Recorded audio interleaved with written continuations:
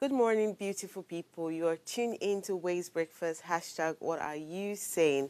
Today we bring you your midweek dose of powerful stories, truth, and inspiration. We're talking about real stories, real conversations, and a fresh perspective on life. I am Okikiola Taiwo Jalukmo, your anchor for today.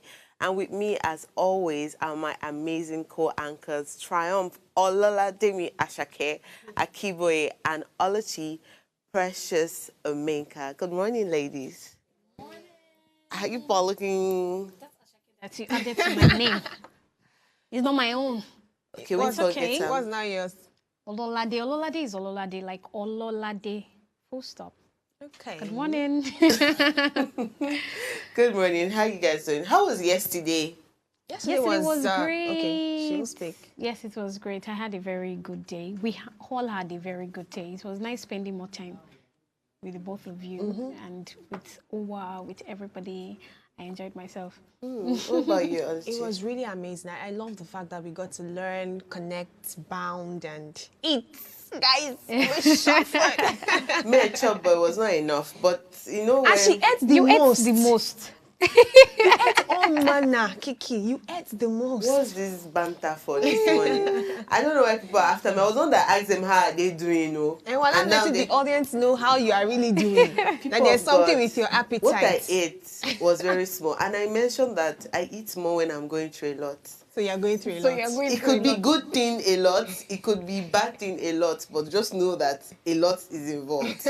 That's all I can say. But I also had a very amazing day yesterday, especially with you all, and the fact that rain fell just after I got home, so I was able to rest it out and then catch some sleep. So yes, I woke up very happy, very excited, and I'm happy to be here. But today's conversation is one that actually touches the heart very deeply. October is Breast Cancer Awareness Month. But beyond the pink ribbons, the pink tops that you're seeing us wear right now, the signs and the campaigns are real stories of pain, courage, survival, and hope. This morning, we're shining the light on surviving breast cancer. And this is the Untold story. So if you're tuning in for the first time, this is a show that talks about everything that concerns you. Yes, of course, is Ways Breakfast. So remember, you are the main ingredient in all of our conversation. So I want to hear from you this morning. And our phone lines are open to you. You can call us on 070-2500-7749 or 070-1424-2420. If you're yet to subscribe to our YouTube channel at Official Upgrade TV, click the subscribe button now, like and share the link. You can also tune in to channel 145 on your GoTV and do not miss this show. As you know, today in history is our own way of increasing your wealth of knowledge. So we'll go on a break right now and we'll return with our headlines. So do not go anywhere. We'll be right back shortly.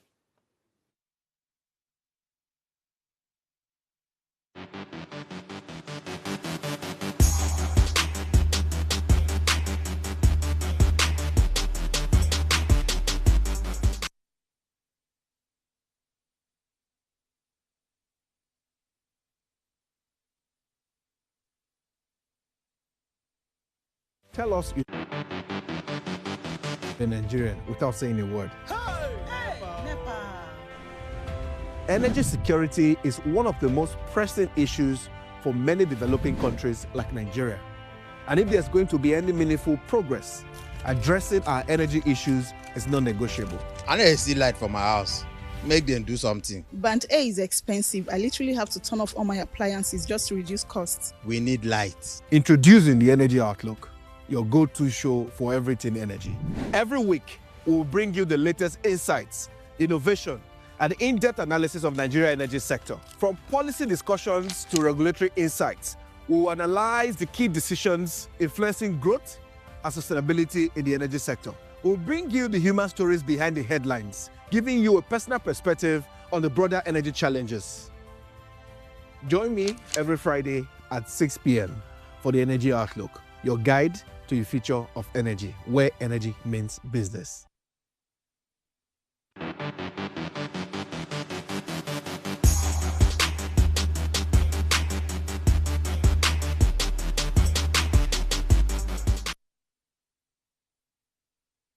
Welcome back. Now let's take a look at what's making the headlines today. Today we'll be highlighting the top stories from the pages of The Guardian, The Punch, and finally the Daily Trust newspaper. Starting off with The Punch this morning, Oluchi. Definitely, I'll take you through The Punch. The major headline reads, Hurricane Tinubu, Taraba, Plateau, Adamawa, governors face defection dilemma. We have more stories. Kefe's Motfwang, political realignment looms. Fintiri holds ground, planned defection unsettles state APC leaders. Above the major headline, we have stories on visa cancellation. It says, why I snubbed U.S. embassies summons, and that's from Wale Soyinka. Enrollees stranded as NHIA server failure drags into weeks. More stories on The Punch headline. Coup controversy. Military interrogates MD, raids ex-governor's house. Senate set to grill new service chiefs today. Abdulrazak receives 23 kidnapped victims rescued by military. Vote buying won't decide Anambra election, and that's from Amupito. Hidden asset, court rules Abba Kyari has case to answer. And the last story here says, states to earn over 4 trillion naira yearly from VAT reforms. I think from this stories, the ones I will categorize as good news is the projection of states earning from, this tax stuff that we've been talking about. But let's see how that actually plays out. It's just a speculation or a projection for now. And another good news I would like to emphasize is the 23 kidnapped victims that have been rescued by the military. The reason why I'm emphasizing this is because over time, banditry and insecurity has gotten us agitated, and we are always, fearful to even talk about the story. So it's also good to highlight the good news, how some people have been rescued. 23 is a good number. Even if it's one, it's still a good number because it shows that every life matters. Every life matters, honestly. Now, going to the bad news. I know it's funny to start with good and then end with the bad news. Well, it's not exactly, it's bad news, actually. It is bad news because there is no time where sexual assault can be. There's no time where you can explain sexual assault and give a reason to why it happens, right? I mean, traditionalists, Africans will always put in the religious aspect to it and say it's a demonic possession, it's human beings acting as the devil inspires them. The Westerners will tell you it's a mental disorder and everything. But at the end of the day, whatever causes it, this is something we need to mitigate from the root cause. And the reason why I want to talk about this is because the Katsina Sexual Assault Referral Center says it has recorded about 110 cases of sexual assault since its establishment in December 2023. From 2023 to 2025, just one state, right, that has the access to even have some of these records, the ones that have been recorded, have over 100 cases of sexual assault. It's becoming a menace in our society. And I'm not speaking of the Nigerian space alone, but even globally. We saw the recent story of Ochanya, right? The lady the young girl, young child who lost her life because of sexual assault that eventually gravitated into an illness that took her life. And up till date, we're receiving speculations and comments of how the perpetrators have not been brought to book.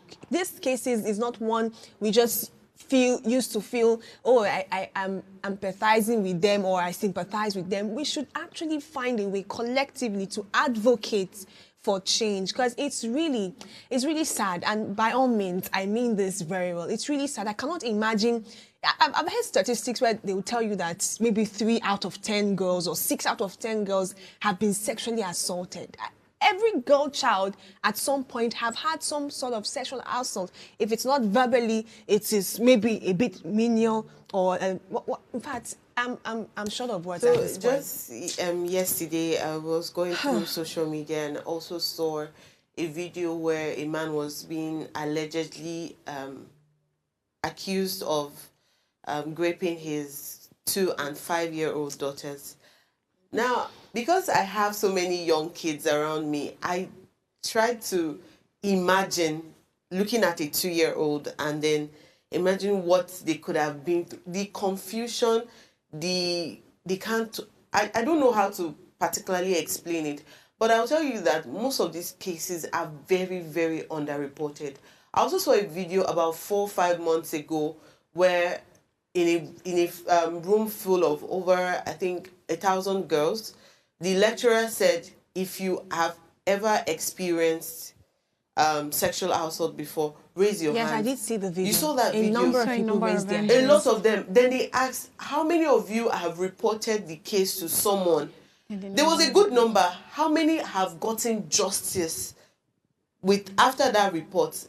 You could barely see any hands up. So it brings a bigger problem that while these cases are underreported, the ones that have managed to be reported are not even getting justice the same for thing what with has this gone wrong Ochaya's with them. case. Ochaya's case, because That's this the is same thing. 2018 and we are still here talking about it. Sorry, we were not even talking about it. We just started talking about it. I think the videos, the reports just resurfaced online, and everyone is starting to talk about it. But it brings me to actually call out some association that should, I was watching a video and then I'm wondering that in a state like this, where are the bodies responsible for these things? They are Talk about revisiting the laws that Commissioner already of Women exist. Affairs. Let us Talk feel about like all you these are doing things. some new laws. We already know these laws we can't exist. It's not continue like about this. coming up to try to paint it in our face. It's about coming up to then do the work, the action needed, not paperwork that we're seeing everywhere. These are people's children, young girls with bright future.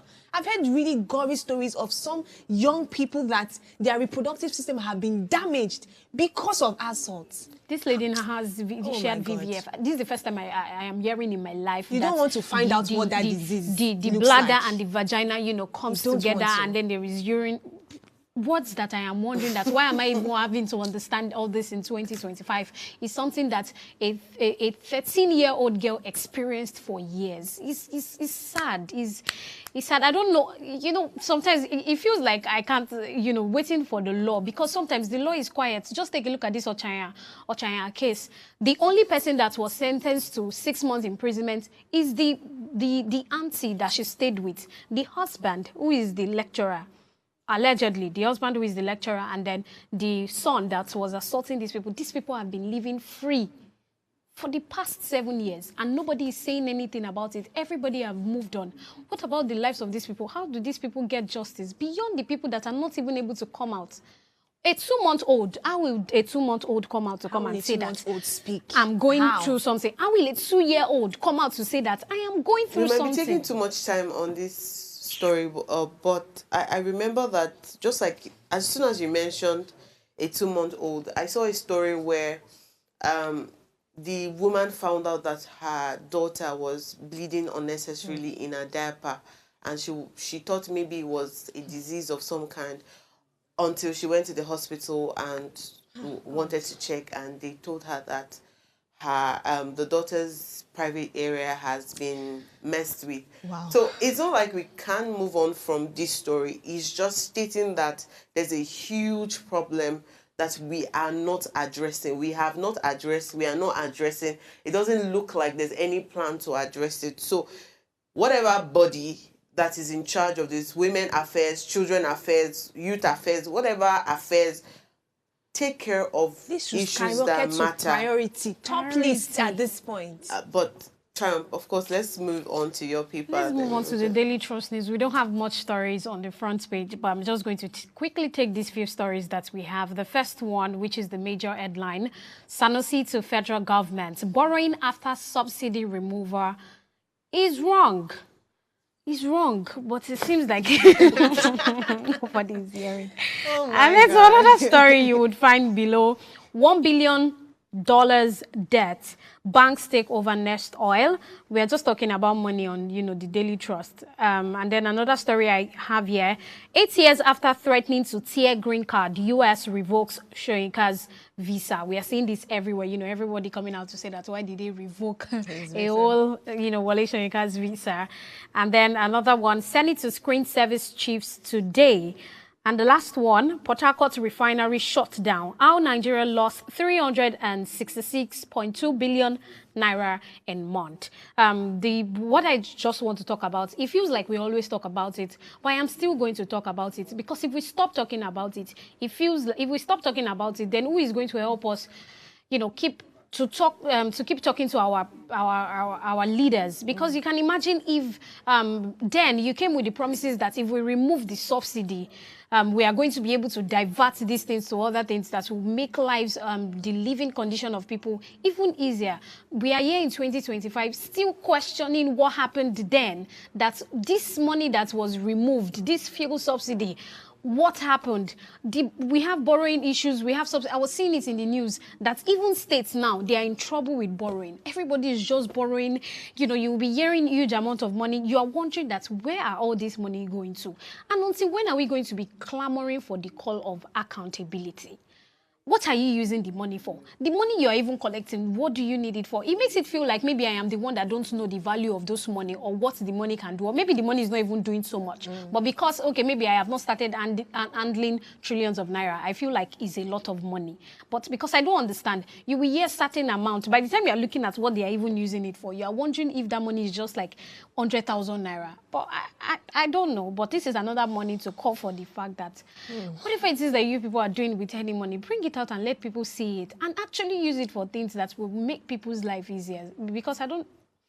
I think that was our case. It's the way we've been ending the papers today. Let's just leave it there. But I want to quickly talk about, I think I'm addicted to election stories. Well, Okay. this is saying, the headline on the Guardian News is saying, election year to test Nigeria's reform momentum and growth recovery.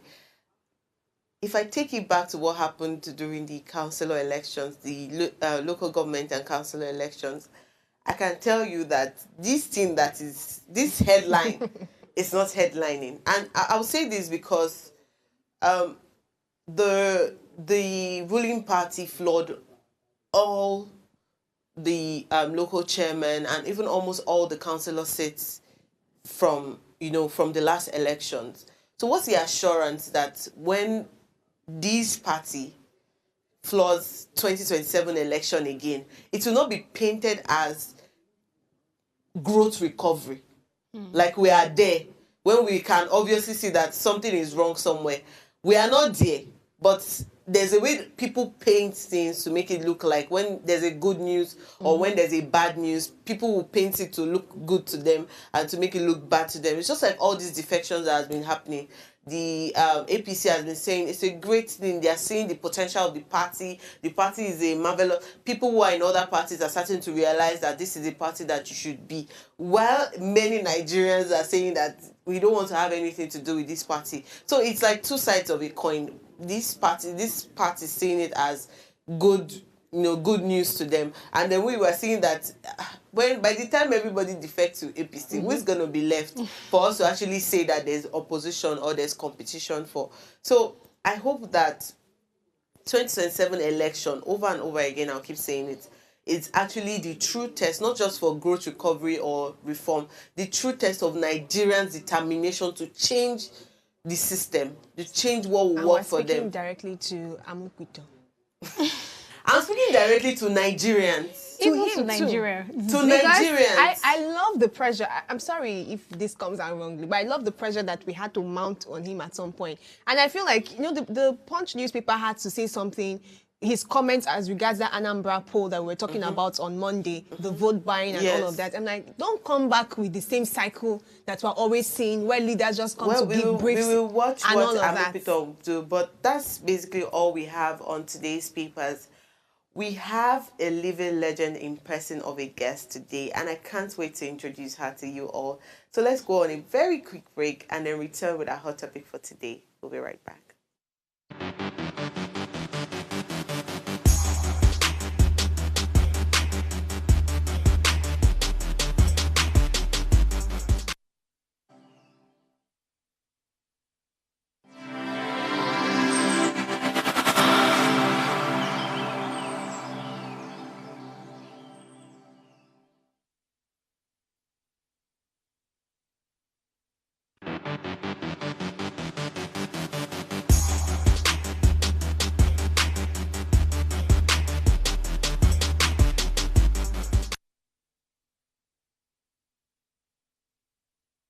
Welcome back to the show. Today, the conversation is about breast cancer, and we're discussing surviving breast cancer, and these are the untold stories.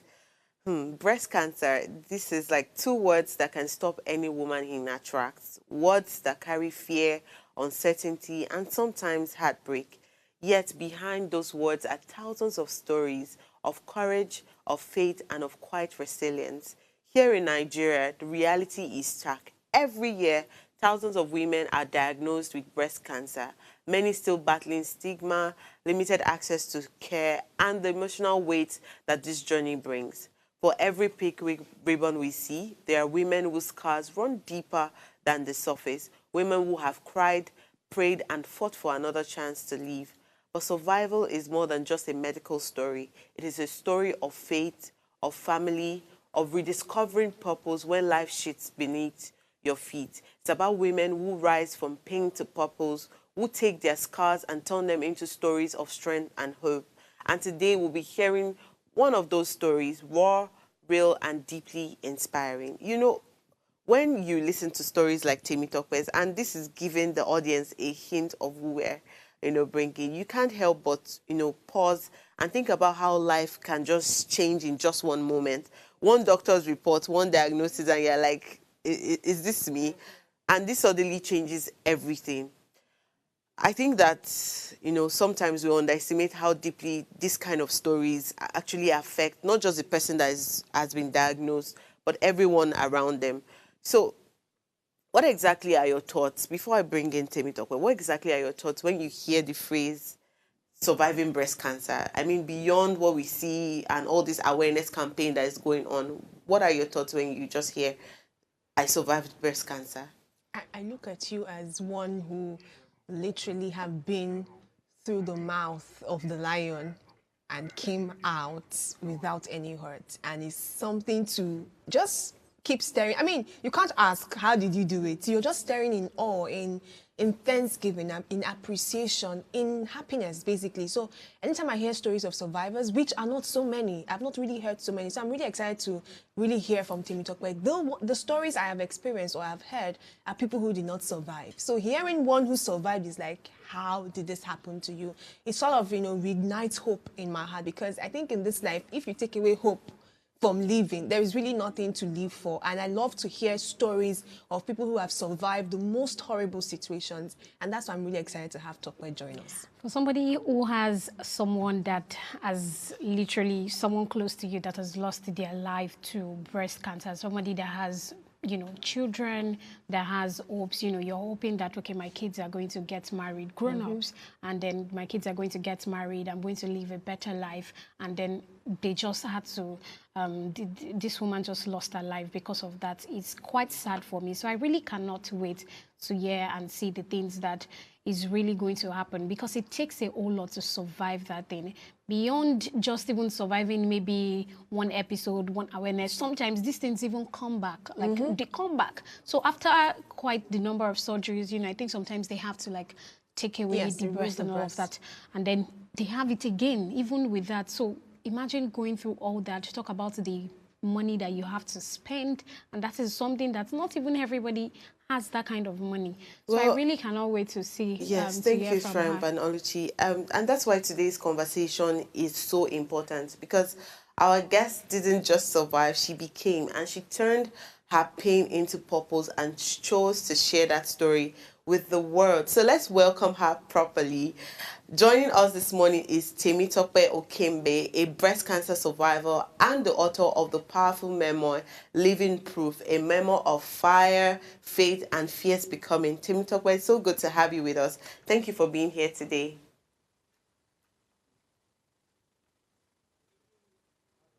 Can Temi Tokwe hear us? Please unmute.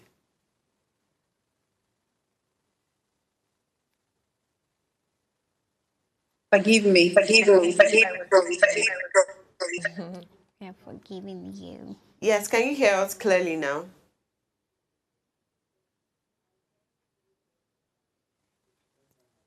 Hi, Temi Tokwe. Yes, I can. Can you hear us clearly? Can you hear me? Yes, I can hear you. What about from your end? I can hear you too.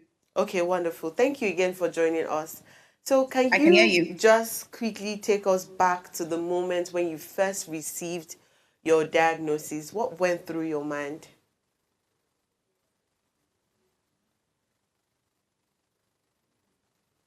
Uh, the network is playing a funny trick now. So you want me to run you through my diagnosis, how I was diagnosed with breast cancer and all? Yes, Is that correct? absolutely. Yes. Okay. All right. So, like every other woman, I noticed a lump. So, after, I used to Google because of, Google was telling me, is it moving? Is it painful? So I went through all of those physical checks. It wasn't. So I didn't think much of it, but it kept growing. And then at some point, I was like, okay, this thing is becoming a menace. And, people were starting to notice. I mean, my younger sister noticed that, oh, your breast is looking a little fuller than usual. So that then prompted me to go to the hospital. So I went to the hospital. I wasn't up to 40 at the time. They wouldn't let me have a mammogram. So we settled for a regular scan of the breast, and then the result came back as benign, meaning it wasn't cancerous. But the general surgeon was, but, he was scared for the size because of the way it was growing. So he advised I have a lumpectomy just so I take it out and be free. So I agreed to do that. I had the lumpectomy. And I remember him telling me during the surgery that once they get out the lump, they're going to run some histology, something on it, and then get back to me. But for some reason, they didn't get back to me. And so I went home thinking all was well because, they didn't get back to me. That was in February, I think. And then 6 weeks post the lumpectomy surgery, the lump started growing again. I had a regrowth in the same spots. And then it started growing again and again and again. And before I knew it, it had become 2. So at that point, of course, I was scared. I went back to the hospital. Then lo and behold, the result on the initial lumpectomy, this lump that was removed during the lumpectomy was ready. It was actually ready 2 days after the surgery in February, but nobody got back to me. But upon reviewing the results, they realized that it was cancerous. So fast forward to 6 weeks post-surgery that I have a regrowth, and now I said no. So I went to other hospitals just to be sure that they were doing the right thing on my body. So upon getting there, I went to 3 different hospitals, and then we realized that I had stage 3 breast cancer.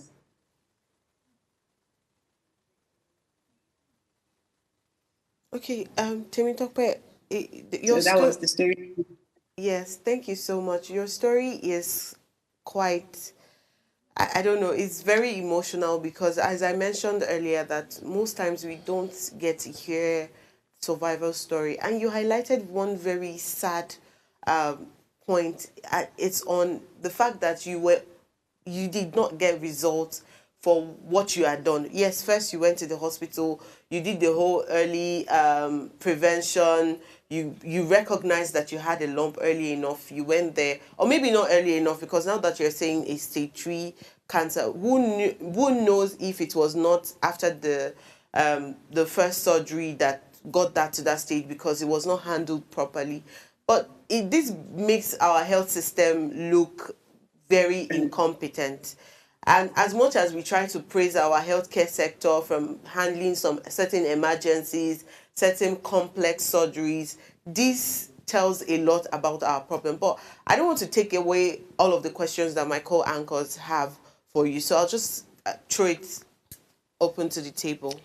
Okay, thank you so much, Temitope, for being here. It is quite, I'm glad that you're here to hear from you because this is the first time that I will be hearing from somebody who has lost somebody to this same thing. I'm quite happy that you could talk to us about this. So there is something that I really want you to talk about because in the season, for me, the particular experience that I had, this particular person was so dear to me. You know, I kept on visiting her, and beyond you, that was actually the one experiencing this. Could you share with us, some other people around you, maybe your families that were there, and how it was for them? Would you even consider maybe there was somebody that it felt like they were even going through other pain than what you were going through?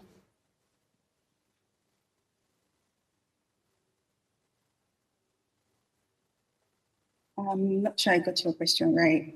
You said that, can I talk about family members who had been through the same. Yes. Yes. Is that right? Not being through the same. At the moments where you were having all this, how were they able to handle it? How were they able to still hope? And then how Yes. was the pain like for them?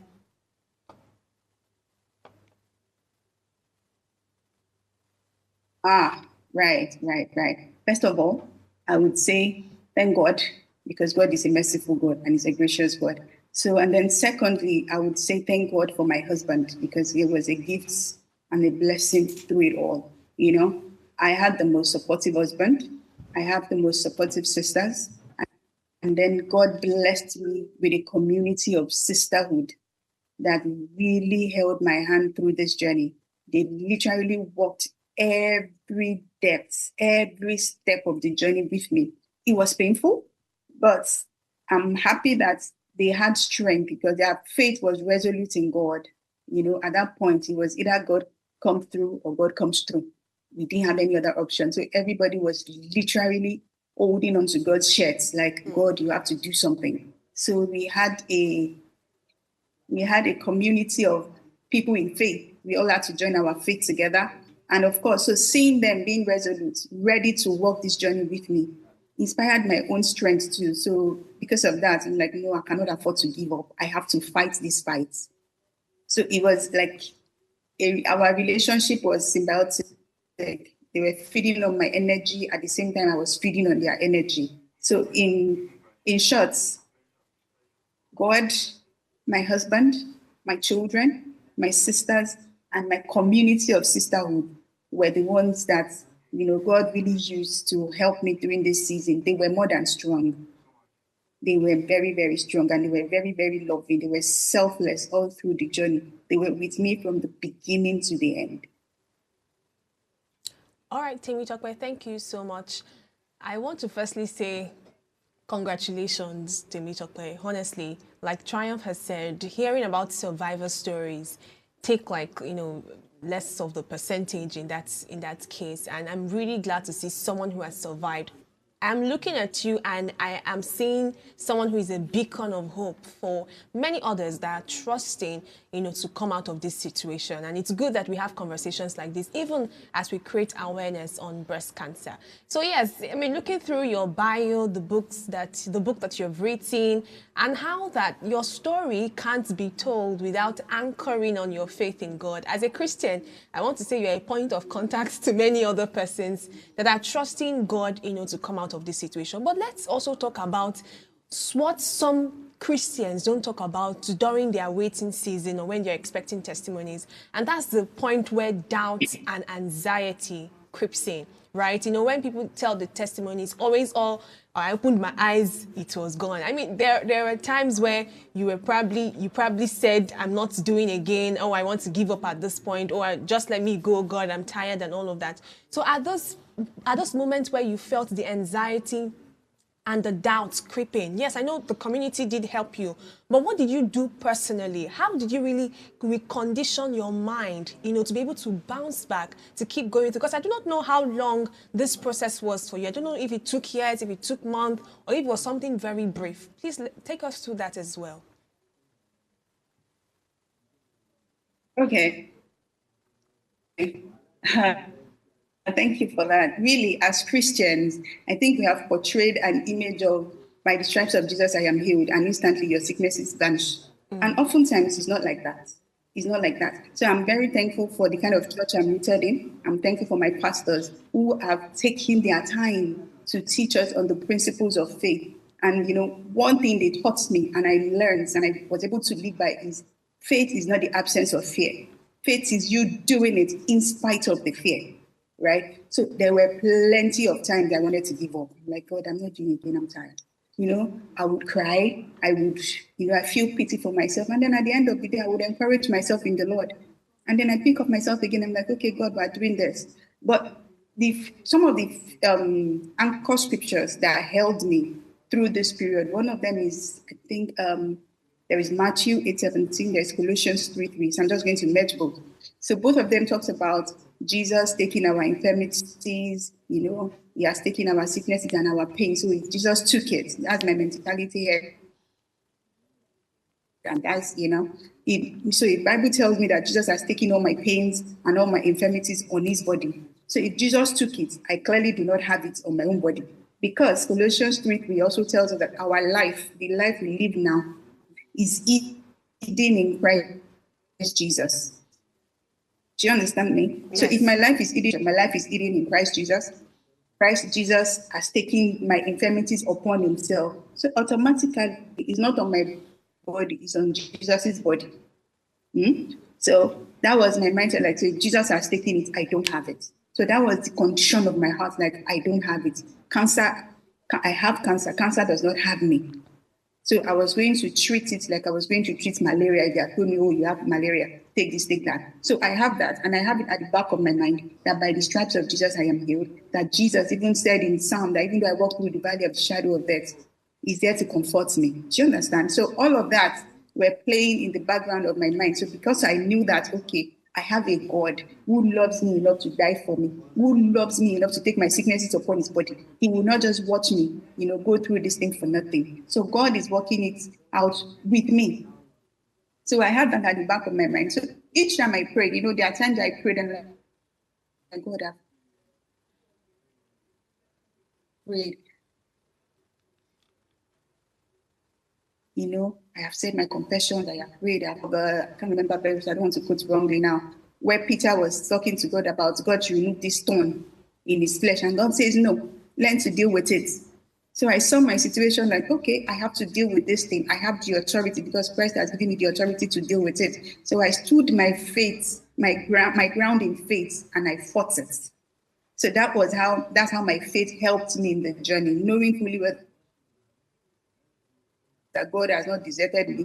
He has given me the opportunity to stand in faith. And whatsoever I lose on earth is loosed in heaven. So with all that mindset, I was armed for war and I was ready to face it. Oh, thank I God. like Thank it. God. I even like your Yes. expression when you're talking about how you were armed for war and ready Yes. to take it. It's like he if you're going to come correct so that I can face you head on. But yes, let's just quickly take a breather and then come back. Yeah. Still on this conversation about breast cancer.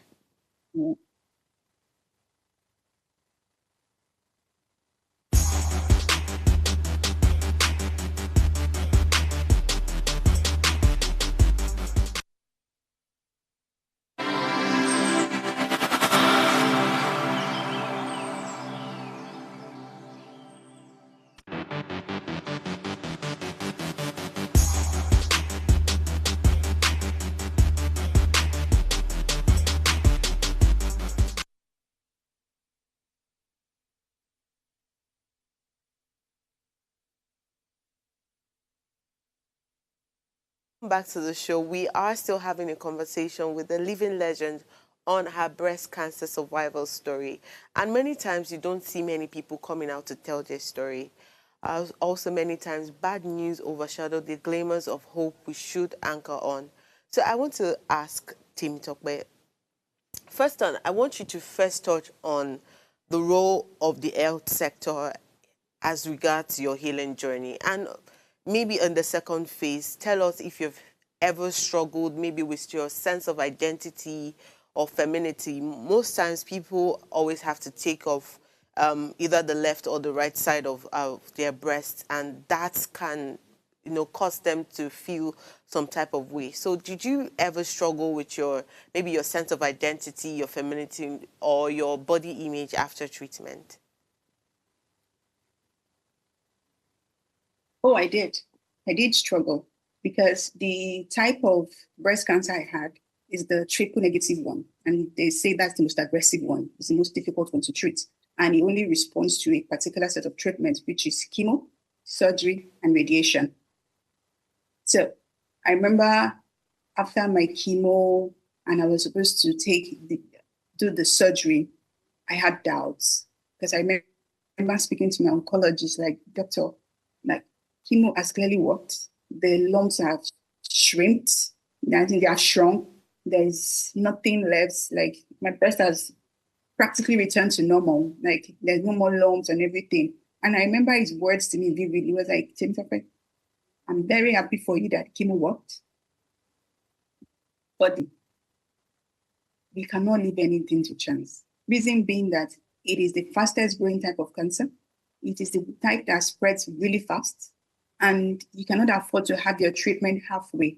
So for your health, and I don't want you to have, have treatment. I don't want you to skip any step. And he was saying this to me because I was so adamant on not having a mastectomy. Because I'm like, God, look at me. I'm still very young. How will I, cut off a breast? How would I look like? What would I look like? How would I carry myself? I was beginning to see myself in a not so palatable way, It's bad that I was already bald due to chemo. And now you're telling me that I'm going to lose a body part. So I fought it with everything in me. But at the end of the day, I want to live. So the sheer will to live actually now helped me reconsider, okay, is it not someone that is alive that would worry about having one breast or two? If I have two breasts and I die, what is the point? But if I cut off one and I live, isn't that better? So with that, I had to, rethink so many things. Rethink so many, and God so good. My husband, like I said, guy is just a gift from heaven. On second thought, he was like, it's not as if you go outside wearing clothes that reveal your cleavages or you're showing your breast to anyone. You're always covered up. Nobody gets to know. So who would know whether you have one breast or two breasts if you don't tell it to anybody? Do you get my point? So I'm like, okay, right there and then I had to rethink it. And I'm like, survival is better. Survival is better. So I chose to leave. Yes, I lost a body part. It was painful. It took me time to come to terms with the fact that I am mono-breasted. But hey, if I'm walking on the street, if I don't tell you, nobody will know. So I'm happy to go with my one part original breast, one part silicone boobs, and I'm fine. So, but I think Going to the hospital, sometimes you see some traditional homes where they will tell you that, oh, these things, especially when it comes to things like fibroid, they'll tell you that you're going to take one herbal concoction and then everything will shrink, it will disappear like it's not there. So what role do you think that the health sector played, particularly in your situation, and what advice would you give, to other women who might be experiencing any stage of breast cancer, be it what it might be? okay. So the thing is, there are different types of breast cancer, correct? There are some that you don't even have to cut off your breasts. So there are different types. I think during my treatment, I met some women, their breasts were intact. They didn't have to cut it off. They just, there are different treatments for the different types of cancers. So I think here is number one, be open with your oncologists. Be open with your doctors. They know better. They are trying to help you survive here. So I think their advice goes a long way, and their presentation, the way they table the odds to you, actually gives you a soft, if they're able to give you a soft landing in enabling you to reason it out, I think it helps. For someone like me, I was very stubborn. I didn't want to, but I'm very grateful for the oncologist I had. He was super patient. And, I think at the same time, when we see some other people that have gone through what we are going through, and they are able to share their stories and how they navigated things, that way it helps people make choices faster. And it saves lives. For example, if I had seen someone, just maybe, if I had met someone earlier that had triple negative breast cancer that had to go through a mastectomy, maybe I would have received it, a lot softer, like, okay, this person did it and the person survived. When I was going through my journey, I didn't know anyone. I didn't see anybody. I don't even know anybody I could point to that, okay, this person has gone through this, until I started my treatment journey. And it was my doctor who, he itemized everything to me. He broke it down to me. If you do this, this is what it's going to result in. If you miss this, if you do that. So giving you the option, it's actually your option, really. If you want to live, fine, you get to choose.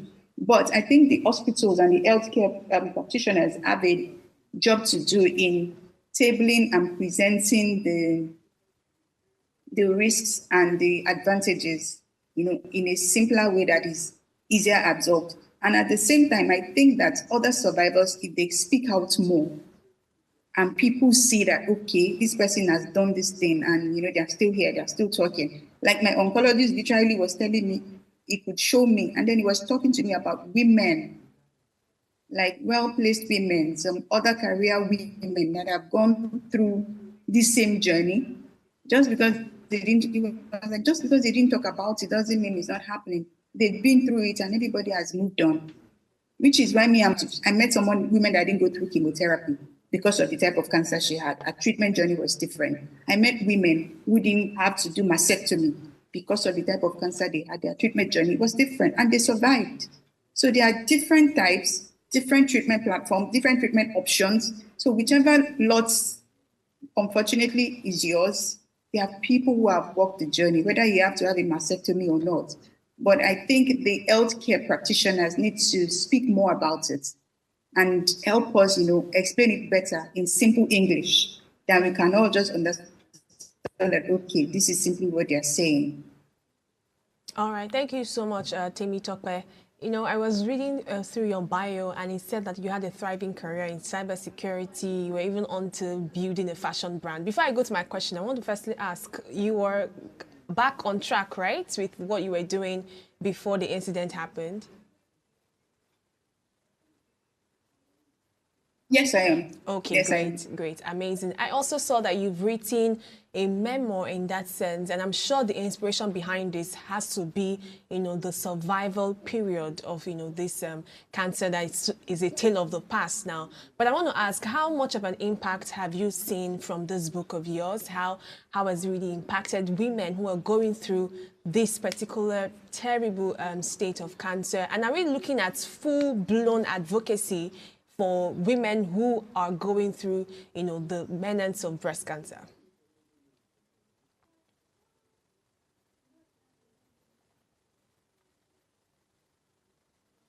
I'm sorry, the network was playing a trick. Could you please just repeat the question? All right, definitely. I'll repeat the question. I was trying to ask a question about the book that you wrote, the memoir that, aims to inspire people who are probably going through this same phase. So I want to ask how the impact has been so far, basically.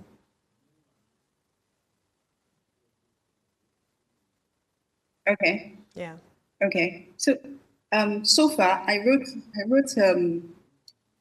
before all of this, before I had breast cancer, I'm very sure, I'm the kind of person that you have to meet me through somebody. I'm not outside enough for you to meet me. I'm that quiet. I don't. But after I went through, if I'm not able to do much right now, but the fact that I'm able to spark hope and courage in one person that is going through this type of journey to face it and square up and, face it head on, I am happy. And Living Proof has been doing that. People have come to me like,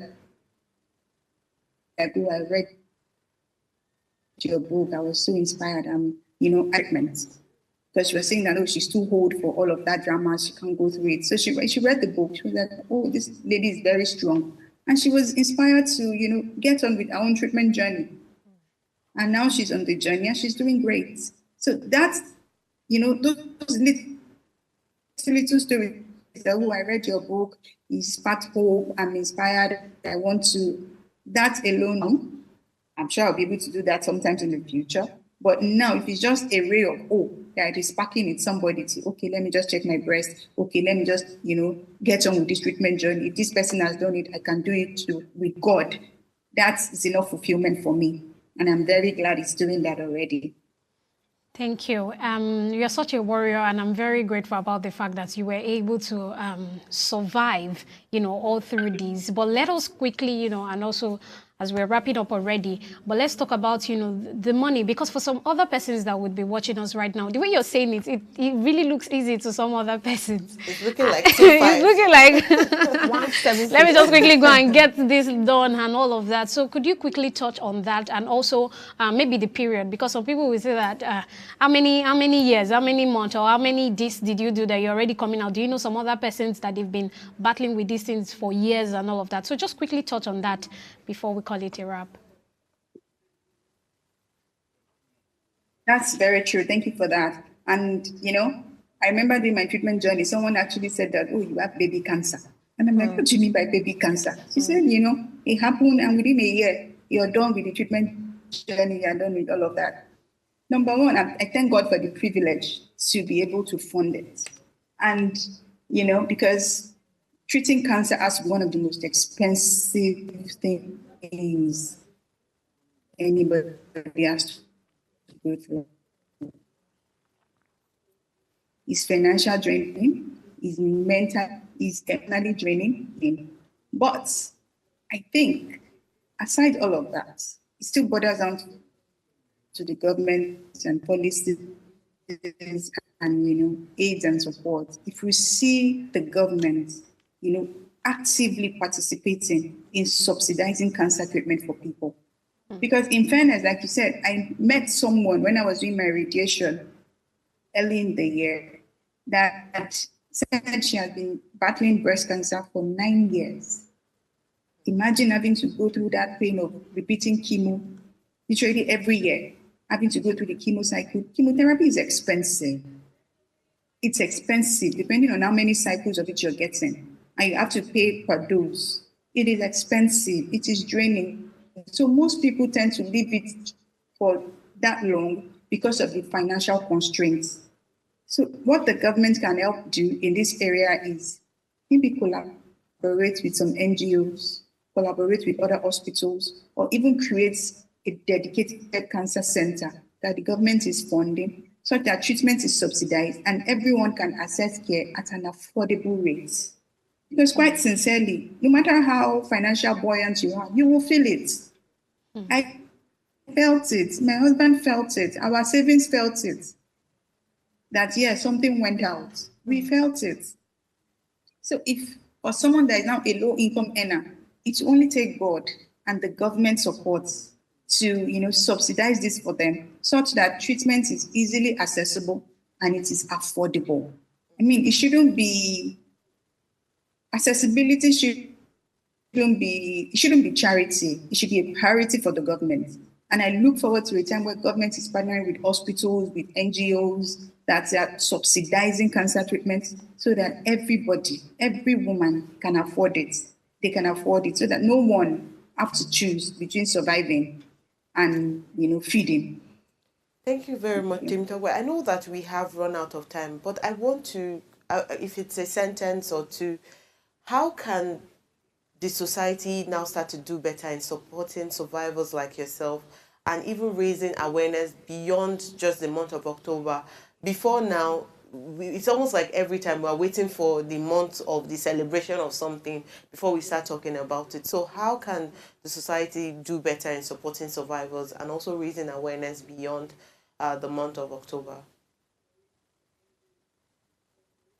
Thank you. Personally, I think, like you said, awareness shouldn't be in October alone. It should be an all-year thing. Cancer doesn't wait for October to come before it attacks you. People get diagnosed on a daily basis. So awareness should be an everyday, all year round kind of thing. It should be, for example, I remember when HIV/AIDS was a thing, there were jingles on radio, on TV stations, just educating people about it. There's nothing of such about cancer. And cancer is everywhere. There's nothing, people still hear cancer and look at it as, death statements, and there's still a lot of stigma around it. So I hope that other survivors like myself can speak out more. We don't have to wait till October. We can do awareness in December. We can do it in January. We can do any day, anytime. So churches, mosques, organizations, NGOs, even schools, everywhere you find yourself, people should be able to freely speak about these things. There should be awareness drives everywhere, local government level, state level, in every way, in every form. But most importantly, I really, really wish that people who have survived cancer, like myself, would come out more. Really, there is no shame in this thing. It's not a stigma. You have fought a good fight of faith, and you have survived it. And, data informs, but stories transform. When people hear your story, sometimes you don't even know what it does for other people. Just hearing that, somebody somewhere has gone through this thing I'm going through, so I'm not the first. They can draw up from that. And with that, we get to see many other women able to fight and, fighting and really surviving. Thank you very much, Temitope. So I look forward to a time where cancer awareness is an everyday thing in school, And everywhere, I hope network is doing its best. But yes, as I mentioned, you are truly a living proof, and your story has reminded us that no matter what life throws at us, purpose can rise from the ashes. So, and to every woman out there, of course, you are seen, you are strong, and you are not alone. Thank you so much, Temitope, and of course, my co-anchors, for such an insightful conversation. And to our viewers, thank you for joining us on this critical and important conversation. Remember, early detection saves lives, but compassion and awareness save hope. I'll see you again tomorrow. Have a great day.